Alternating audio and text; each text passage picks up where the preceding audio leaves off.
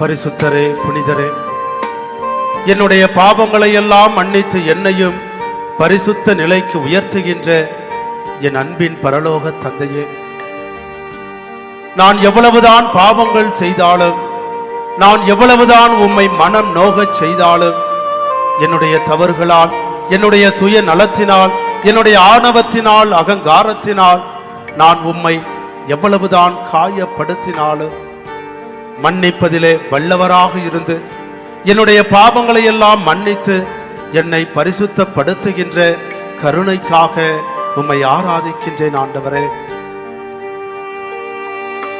பரிசுத்தரே, படைத்தவரே, ஆராதனை ஆராதனை. பாவங்களை மன்னித்தவரே,